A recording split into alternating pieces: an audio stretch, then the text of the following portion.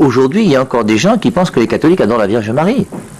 Mais c'est une aberration monstrueuse. Comment quelqu'un peut dire, moi, Père la Vierge Marie, j'adore la Vierge Marie, tu es malade, on t'a trompé, mon frère, quand les choses soient claires. L'adoration de la Vierge Marie n'existe pas chez les catholiques. Tu vas à la messe chaque dimanche. On dit, je crois en Dieu, le Père, le Fils, Esprit Saint. Tu as vu, on a dit qu'on croyait en Marie.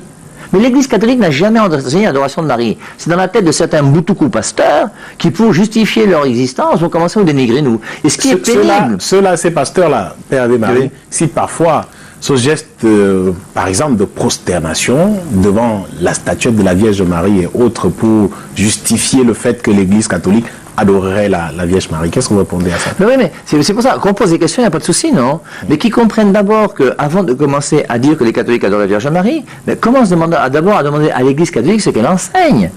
Tu vas demander à quelqu'un, va jouer au cricket. Lui, il vient avec des grandes boxes parce qu'il pense que le cricket, ça se joue comme la boxe. Ben forcément, on va te mettre dehors dans quelques secondes.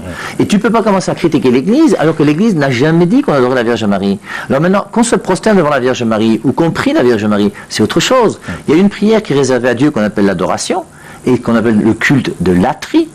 Et quand la latrie, l'adoration n'est pas donnée à Dieu, mais aux images, on appelle ça l'idolâtrie, il y a le culte de Dieu qui est le culte des saints.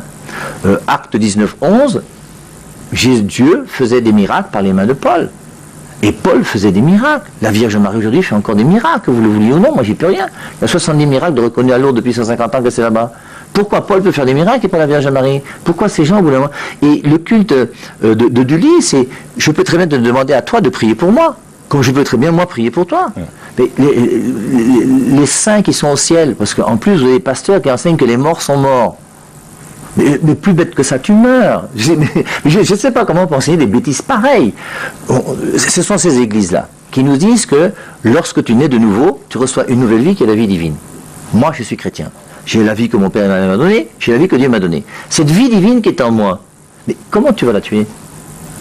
Tu vas faire comment pour tuer la Trinité? Tu vas prendre un coup de fusil, tu vas envoyer dans la Trinité pour tuer la Trinité? La vie divine ne meurt pas. La vie divine ne peut pas mourir, elle est éternelle. Moi, j'ai en moi cette vie divine que Dieu m'a donnée, elle est éternelle. Quand je meurs, je ne meurs pas. C'est même biblique, Jean 11, 25. Je suis la résurrection et la vie. Celui qui croit en moi, même s'il meurt, vivra. Et quiconque vit et croit en moi ne mourra jamais. Et la Vierge Marie et les saints ne sont pas morts, ils sont près de Dieu. Et de même que l'on peut prier les uns pour les autres, et bien même la Vierge Marie peut aussi prier pour nous. Sainte Marie, Mère de Dieu, priez pour nous, c'est tout.